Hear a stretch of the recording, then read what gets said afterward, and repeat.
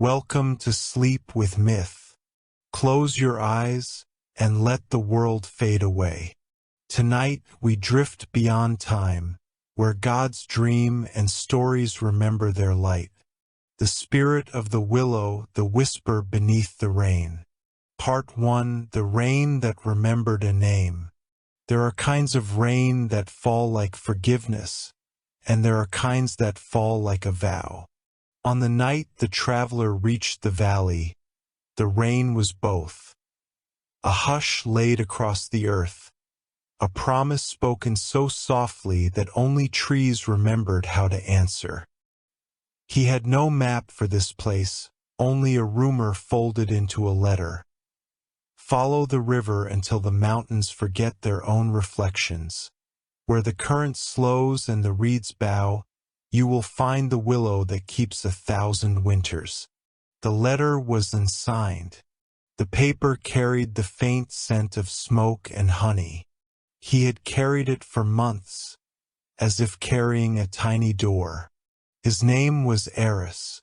He walked as those who have left without telling do, quietly with too much listening. The road had taught him to be light, but the world had not yet taught him where to put the heaviness he still held. When he reached the valley, the sky opened its hands. Rain braided itself into his hair and into the tall grasses at his knees. The river, slow and dark as old ink, curved toward a grove that bent like a secret. There she was, the willow, not merely a tree, but a posture, a figure bowed in endless attention, thousands of green threads falling from her crown as if she were combing the air. Beneath her canopy, the rain grew quieter, as though entering a chapel. The ground smelled of earth and distant thunder. Eris stood at the edge of the veil of leaves and felt a strangeness he had no word for. The sense that he was being seen by something that had watched him for a very long time. "May I come in?" he asked the rain. The rain, which understands permissions better than men do, gentled. He parted the curtains of dripping leaves and entered the willow's shadow. Everything inside was green light. Drops fell from the thin fingers of branches in a rhythm that sounded almost like speech. He sat at the base of the trunk, where the bark rose in slow waves, like the rings of a bell turned to wood. He closed his eyes. Nothing happened, which is to say, everything happened slowly, the way moss grows over the histories we can no longer hold. In that slowness, Eris heard what the rain was saying. Not in words, but in memory. Rain always remembers where it has been. Each drop carried a place, a face, a touch of river, a thread of cloud. This rain had once been snow on a high ridge. Before that, mist in a child's breath. Before that, steam in the belly of a tea kettle in a kitchen where a song was being learned by heart. "Do you remember me?" Eris asked, not expecting an answer. The willow stirred. The boughs did not shake. They sighed. A long exhale passed from leaf to leaf until it reached the ground. A voice falling in green syllables. "We remember all who listen," said the willow. Eris's eyes opened. He did not rise. Reverence is sometimes only the refusal to be louder than the world. "I heard there is a story here," he said. "I came to learn it." "Stories are not learned," said the willow. "They are accompanied." "How do I accompany a tree?" "By keeping the rain company." The answer was absurd and correct. Eris let the rain bead on his hands, cool and faithful. He imagined each drop as a pilgrim returning to a temple it did not know it had left. The ground grew darker where the water entered it, the earth drinking slower than the sky could pour. He listened until listening was the only work left in him. After a time, which could have been minutes or the width of a childhood, the willow spoke again. "This valley had another name once," she said, "before roads forgot how to bow and men forgot how to ask the river for directions. It was called Vea." "Vea," Eris repeated. "It means the place where the world leans closer to hear itself." Eris looked through the curtain of leaves. The river's surface dimpled with the steady touch of rain. A heron stood at the far bank like a thought balancing on one leg. Far beyond, the mountains mangled their reflections into the shallows as if embarrassed by their own faces. What happened to the name? Names are garments. Sometimes we outgrow them without knowing. Sometimes we forget them because they kept us too warm. "And you? What is your name?" The willow hushed. Leaves ticked softly upon leaves. When she answered, the rain thickened, as if to carry more sound. "I have had many. The one I remember best was given by a girl who used to come and braid my branches. She called me Nera."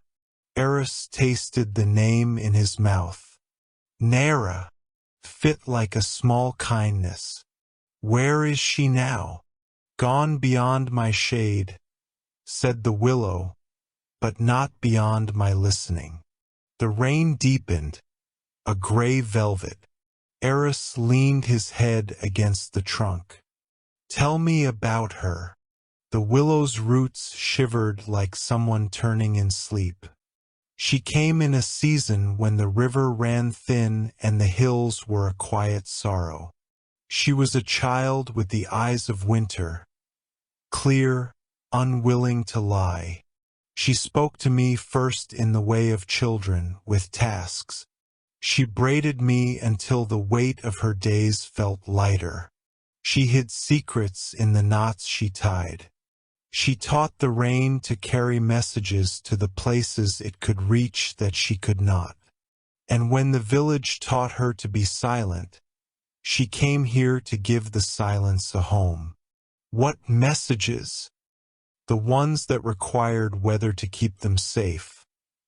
The ache of a mother, the promise of a brother to return before first snow, the wish of a girl who wanted to know where the world kept its gentleness. Rain carries wishes the way trees carry light. Slowly, into wood." Eris felt a grief rise with the patience of groundwater. "And did the rain answer?" "It always answers. But sometimes the answer is a season, and people grow tired before the season learns their names." The river swelled. Somewhere upstream a boulder moved itself into a more comfortable thought. Eris pressed his palm flat against the bark. "I had a sister," he said. "She braided my hair the day I left. She said, 'When you find the place that keeps its promises, write to me. I'll meet you there. I have searched every road and every wrong door. I have grown polite with my failure.'" The willow listened the way old things listen, without mercy, without haste. "What was her name?" "Lael." The rain spoke it back to him from the bellies of leaves. Two notes, a lit window and a hand drawing the curtain. Then, "Eris who listens," said the willow, "stay tonight, and keep the rain company with me. I will tell you how Nera taught a tree to remember the names the river forgets." He closed his eyes again. The ground beneath him softened. the way earth does when it chooses to bear witness. He could feel the willow's roots as a quiet web, threading the banks together, holding the river like an elder holds a child's face. Steady, beloved. The rain, patient as breath, stitched its quiet through the night. The first part of Nara's story came as a shiver through the trunk, then as a murmur in the leaves. She learned that rain is not only falling, rain is returning. She would place her ear against my bark and listen for the places it had been. Once, she heard a distant bell and told me it was a house at the valley's edge where a man counted time because he had lost the way it felt. Another time she heard the crack of ice and knew that a promise made in summer had survived into winter. She told me that keeping a promise is how water remembers the shape of a river. Eris felt the sentence lodge inside him like a seed that had been waiting for rain. What happened to Nara? The willow did not answer at once. Some stories have to steep. Inside the canopy, the dark went softer, as if it wore the rain. A fox moved through the reeds without disturbing the grammar of the night. The heron's patience became a pillar. The river did the old work of moving what was too heavy for anyone else. She made a vow, the willow said at last, to become a place where others could lay their names down and not have them washed away. Eris breathed. Did she keep it? Until she became the vow. And Lael? The question left him like a bird startled from a hedge. The willow's boughs leaned toward him, dripping. If your sister learned to make a promise that could outlast a season, then the rain has carried it here. Stay and you will hear it. Names spoken in faith do not get lost. They get planted. The word planted widened the night. He felt it spread through the earth under him, a warm, slow brightness moving through roots and stones and bones. Eris understood that he had not come to fetch a tale but to be fetched by it. The rain altered, taking on the smell of wet smoke. Somewhere a hearth had remembered its work. Somewhere someone had remembered someone. Eris wanted to ask another question. Instead, he chose to keep the rain company. After a long while the willow spoke a final time. Eris who listens, she said, when morning comes, go to the river bend where the reeds cut the current into threads. There you will find a braid. Whose? You will know by the way your hands remember it. He felt then that the rain knew his sister's name even better than he did. He felt that the willow was older than his leaving and gentler than his fear. He felt that the valley had been waiting not for a traveler but for his listening. The rain kept falling. The willow kept speaking its soft grammar into the world. And Eris, held in the green hush, at last slept. Not as fugitives sleep, but as roots do when the earth promises to hold them until dawn. Morning came as a gray whisper, like the breath of a dream too gentle to end. The rain had not stopped, but softened, each drop no longer falling, merely returning to where it had once belonged. The willow's boughs glistened, and the river beyond murmured as though it had just remembered a song it used to hum to itself. Eris awoke beneath the willow's green veil. The world smelled of rain, bark, and a quiet that was neither empty nor full, simply alive. He remembered the willow's final words from the night before. When morning comes, Go to the river bend where the reeds cut the current into threads. There you will find a braid. He rose, brushing leaves and sleep from his shoulders. Every motion carried the slow grace of someone who feared to break a dream still unfolding. The willow's shadow lingered over him like a hand in blessing. "I will return," he whispered. "You never left." The willow breathed through the rain. He followed the river as it curved through the valley, each step stirring small ripples that raced ahead of him. The reeds swayed in a rhythm older than wind. The mist clung to his boots like memory. When he reached the bend, he saw it immediately, a braid caught between stones. 3 strands, one gold, one dark as wet bark, one pale as river foam. The current pressed against it, but could not lift it away. Eris knelt. The braid was small, delicate, yet strong, woven with a patience only love or prayer could teach. He touched it, and something ancient stirred behind his ribs. The world dimmed, not with darkness, but with remembering. He saw a girl by the river, not with his eyes, but with the seeing that happens when the heart finally stops resisting. She was young, barefoot, and her laughter rang like the sound of water skipping over stones. Her hair was braided the same way, 3 strands, gold, bark, and foam. Beside her stood another girl, smaller, quieter, with eyes that seemed to look beyond the world. Nera. They spoke not in words but gestures, as though the rain itself translated for them. The first girl, Lael, tied her braid with a reed, then dropped it into the current.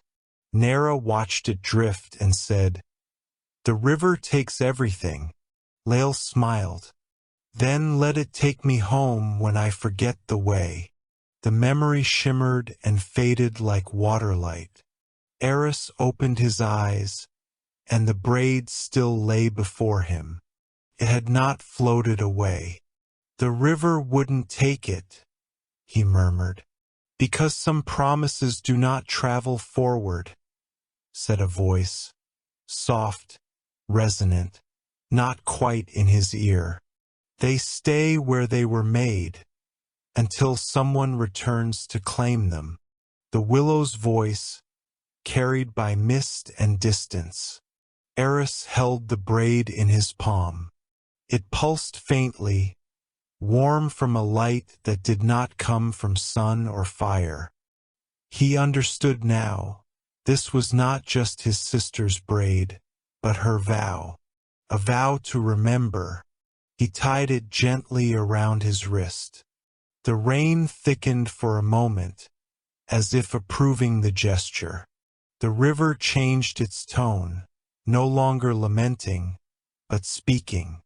Beneath its sound, he heard whispers, countless and overlapping, names, hopes, wishes whispered to storms and forgotten by men. But the willow remembered them all. He understood then that Nera had become more than spirit. She was the memory of all things spoken into rain.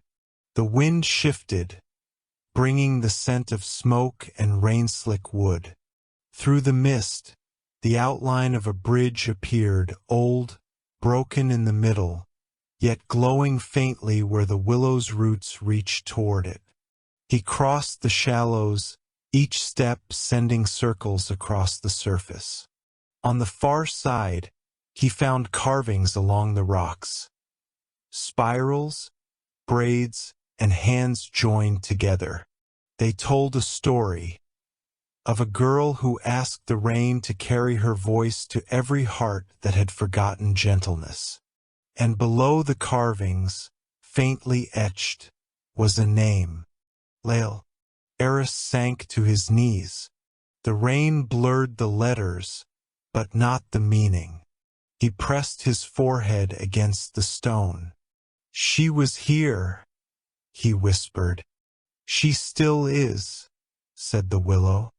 "The river could not take her because she became what the river is, a way home." Eris stayed by the carvings until dusk bled through the clouds.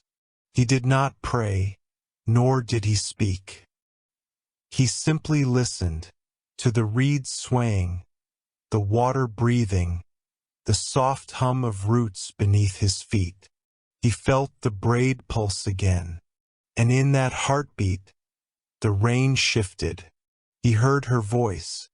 "When you find the place that keeps its promises," he smiled through tears. "I'll write to you," he finished softly. The willow sighed, and a single branch dipped into the river.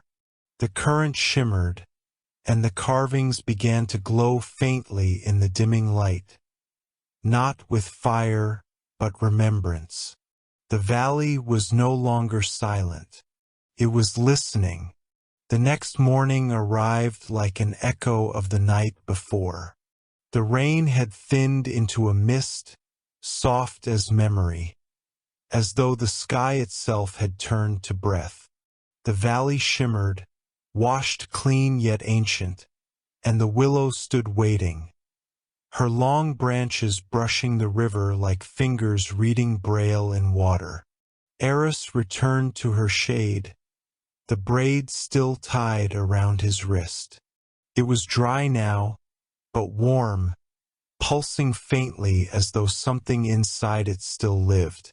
He knelt and placed his hand against the trunk. "I found her," he whispered.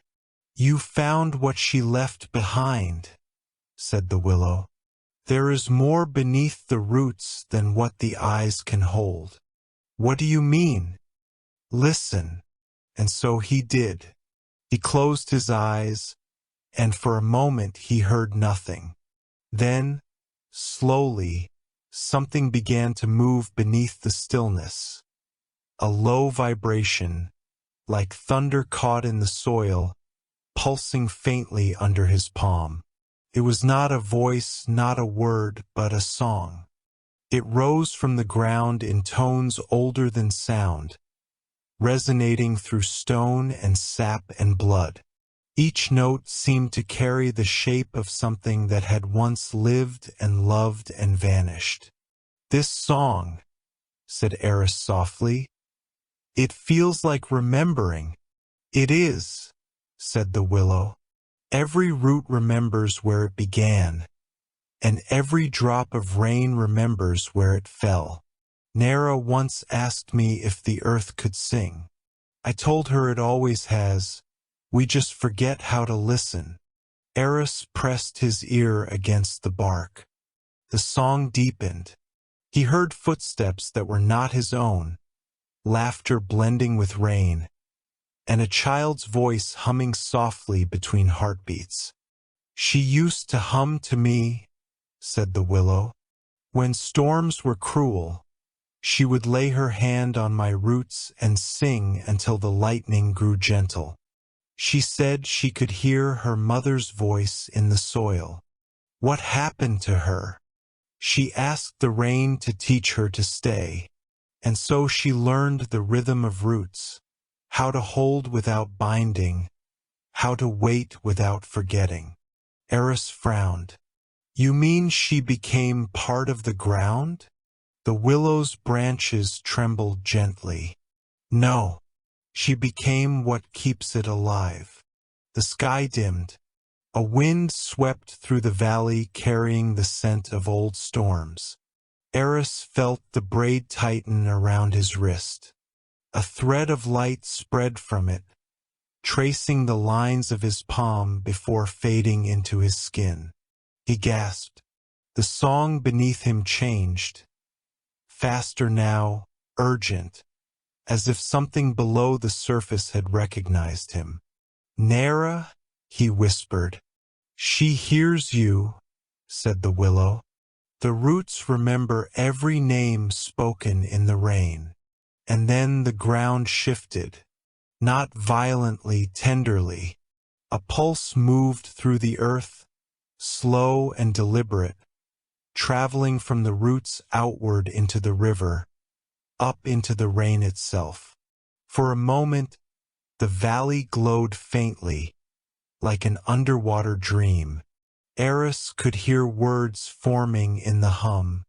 When you keep listening, even silence begins to answer. He felt tears mixing with rain. "What do I do?" he asked. "Do what Nera did. Stay." That night, Eris remained by the willow's trunk. He watched the river turn to silver beneath the moon's soft eye. The braid around his wrist pulsed with the same rhythm as the song below. As he drifted into half-sleep, he felt the roots breathing, each exhale a wordless lullaby. He dreamed of Nera kneeling in the rain, her hands pressed to the soil, her hair woven with leaves. She was humming again. The song reached him through the dream, a melody that spoke not of loss, but of return. It said, "Every promise buried grows back as rain. Every silence, when loved enough, becomes a voice."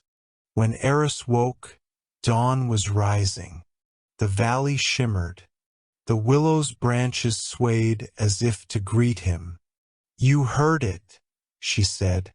"I did," he replied quietly. But it didn't sound like her voice. It sounded like mine. "That is how remembering works," said the willow. "The earth sings through those who listen." And so Eris understood. The rain was not teaching him Nera's story. It was finishing it. He had come seeking a voice from the past, but the valley had chosen him to carry it forward. He looked at the river, at the reeds bowing in the mist, and whispered, "I'll stay." The willow bowed, her branches touching the water like blessings. And the roots beneath the earth began to hum again, soft, eternal, patient, the song the world sings to itself when it remembers how to love. Sleep came to Eris not as a fall but as a return, a soft descent into something that had been waiting for him since before he could name it.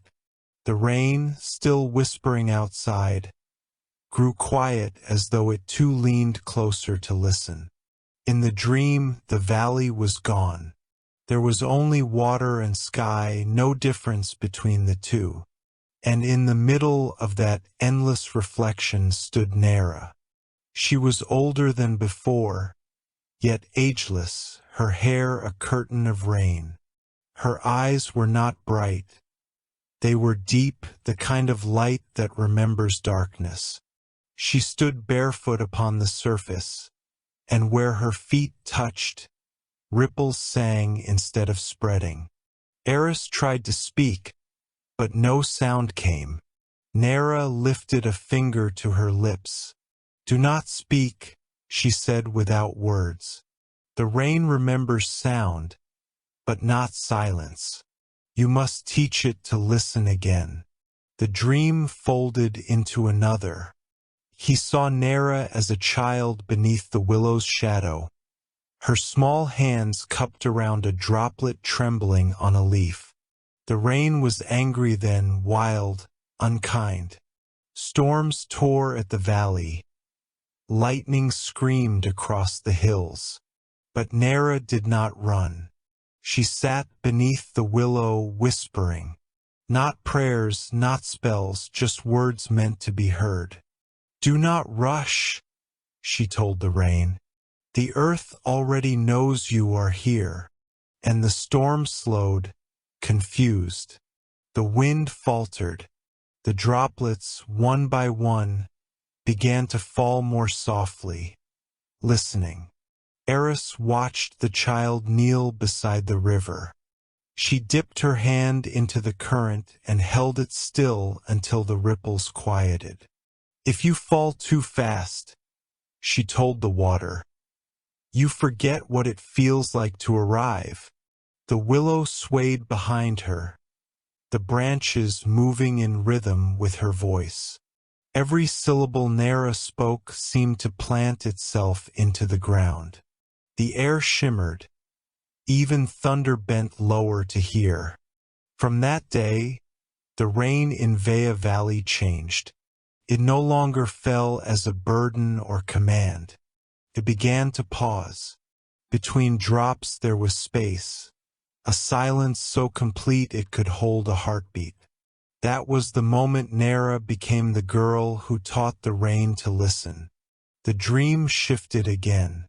Now Nera was older, standing beside the river at dusk. The village fires burned faintly in the distance, and people's voices echoed across the fields. She looked up at the dark clouds gathering and smiled. They no longer fear you, she said to the sky. They finally hear you.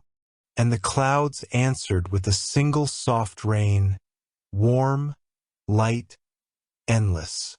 It was not a storm anymore. It was communion. Eris woke suddenly, his face wet not from rain but tears. The willow loomed above him, glowing faintly in dawnlight. You saw her, said the willow. I did, Eris whispered. She taught the rain to listen. Yes, said the willow, and because she listened first, the world began to speak again. The wind stirred, carrying the scent of soil after rain, the scent of forgiveness. Eris understood that Nera's gift was not magic, but patience, the kind of patience that turns storms into lullabies. He looked at the willow's roots, half buried in mud, pulsing faintly with life. She's still here, isn't she? Everywhere rain falls, she is there, said the willow. She became what listens when no one else will. Eris smiled. Then maybe the world just needed to be quiet long enough to hear her. And now it has you, the willow replied. He rose and walked to the riverbank. The water mirrored the sky, calm, vast, alive. The braid on his wrist shimmered, its threads glowing with faint golden light. He spoke softly, not as a prayer, but as a promise. I'll listen too. The rain answered not with thunder, but with music. Tiny drops landed on the water in perfect rhythm, forming circles that overlapped like the verses of an endless song. Eris closed his eyes. The sound wrapped around him, not from above, but from within. He understood now what Nera had taught the rain, that listening is how the world learns to love itself again. By the time the sun found its way through the clouds again, the valley had changed. The rain no longer fell, it lingered. Dew hung in the air like soft music. The willow glowed with a quiet silverness, her branches dripping not with water, but memory. Eris sat beneath her once more. The braid on his wrist had begun to fade in color, yet somehow felt warmer each day. He placed his hand upon the bark and whispered, You said the earth sings through those who listen, but do you ever wish to travel? To see what lies beyond the river and the rain? The willow was silent for a long while. When she finally spoke, her voice trembled like the breath of the sea in a shell. Once, she said, I dreamed of the sea. Eris looked up, surprised. The sea? Yes, said the willow. Though I have never seen it, I dreamed of waves that spoke in moonlight. They did not fall. They returned again and again, as if remembering something too vast to end. She paused, her branches swaying softly. In that dream, I was no longer rooted. My limbs were rivers and my roots were ships. I drifted through endless salt and song, where even storms bowed to the horizon. I remember feeling afraid, not of the sea, but of being unanchored. I wondered if the stars would still know my name. Eris smiled faintly. And did they? They did, said the willow. For when I woke, the river beside me was singing the sea's voice. A breeze swept through the valley, carrying a trace of salt, impossible, yet true. The rain in the clouds above shimmered with a faint turquoise hue. Maybe the sea was calling you, Eris said. Maybe it was reminding me, said the willow, that even roots dream of motion. She sighed, and the sound rippled through her leaves. Nera once asked me what I feared most. I told her to forget that I, too, was once a seed carried by wind. Even stillness begins with travel. Eris felt something stir in his chest. I understand, he said quietly. I left my home to move, to find meaning, but all I've done is circle back to where I started. Maybe I'm not meant to travel either. The willow's laughter was soft as falling rain. You mistake wandering for leaving, Eris who listens. The river never leaves the mountain. It only remembers it differently each time it returns. He closed his eyes, letting the breeze move through his hair. Then what does it mean to return? It means to become large enough to carry everything, joy, grief, loss without breaking. The sea does not end the river. It welcomes it. The air grew heavy. Mist rose from the water's edge and coiled around them like ghostly silk. Eris could smell the sea now, or perhaps the dream of it. He saw, in his mind's eye, Nera standing at a shoreline of light. She held a jar of rainwater, whispering to it. The wind caught her voice and carried it far beyond the horizon. What is she saying? Eris asked. She is teaching the sea how to listen, said the willow. Every wave begins as rain, and every storm is a story trying to come home. Eris felt the words sink into him like roots breaking soil. He finally understood. The rain, the river, the sea, they were not separate things. They were one conversation, endlessly returning to itself. He looked down at the braid on his wrist. His threads shimmered faintly again.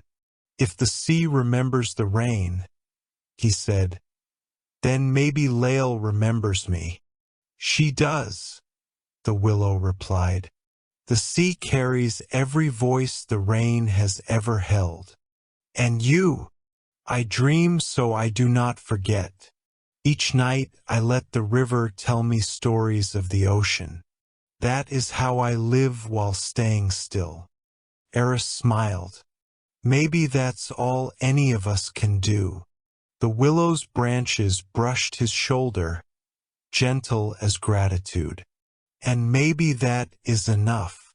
The day drifted toward evening. The mist thinned into soft gold. Eris watched the horizon pulse with a faint blue glow, as if, far away, the sea itself had heard their conversation. The valley smelled of salt. The rain began again, quiet and sure, like the heart remembering how to beat.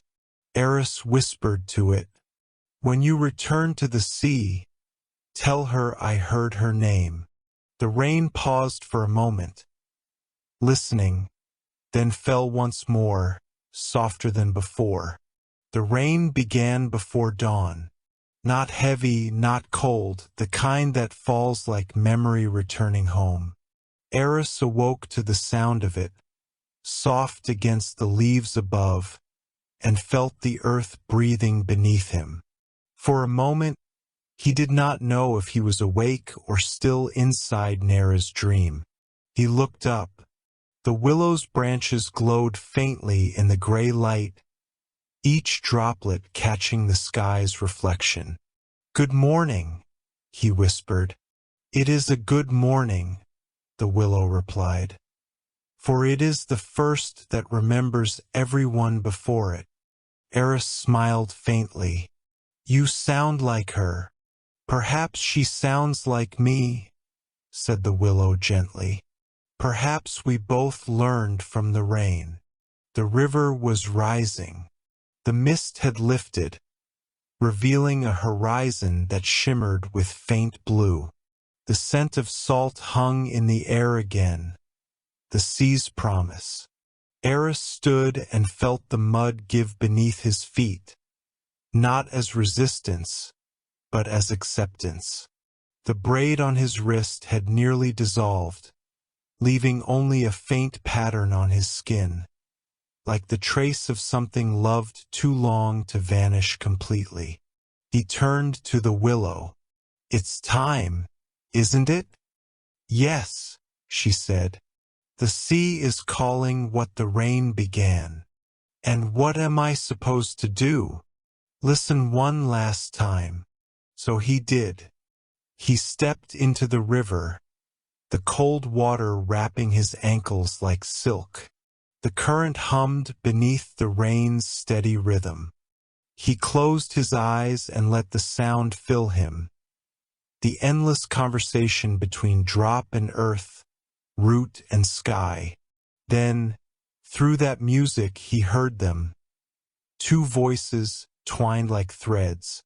The first was Nera's, calm, patient, bright.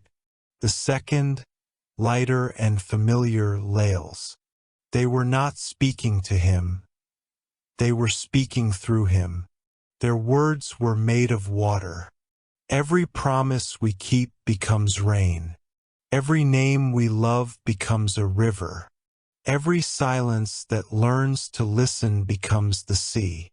Eris felt the sound vibrate in his chest, traveling outward, into the valley, into the willow, into the sky itself.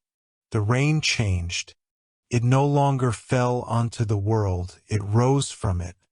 Every leaf, every stone, every sleeping seed released a small shimmer of moisture upward, and the air filled with silver threads of light. The valley was breathing rain in both directions, exhaling memory, inhaling peace. The willow whispered, her voice now everywhere. "The world remembers." Eris opened his eyes. The river was glowing. Each drop carried an image. Nera's hands pressed to the soil, Lael braiding her hair, the sea rippling beneath a storm that had learned gentleness. He stepped deeper into the current. The water climbed to his chest, then to his shoulders. "I understand now," he said. "The rain never left. It just changed shape." "As you will," said the willow. He looked back once and saw her leaning toward him, her branches like arms, her roots glowing beneath the water. He smiled. "Thank you for teaching me to listen. Thank you for becoming what you heard," she said. Then Eris took a breath, and the rain took him. It was not drowning. It was remembering. He felt himself dissolve into the current, not lost but joined. He was the drop, the ripple, the sound the river makes when it forgives itself. The willow's leaves trembled. Above her, the clouds parted just enough to let the dawn through. A pale, eternal light. From that moment onward, The people of the valley said that when it rained, it did not fall from the sky. It rose from the ground, from the roots, from the stones, from the quiet where a man once listened long enough to become the rain's voice. And when the wind carried that voice toward the sea, the waves answered, softly, endlessly, like an old promise being kept. The willow bowed, her branches touching the water in blessing. "He is home," she whispered. "Thank you for listening to Sleep with Myth. May your dreams listen back."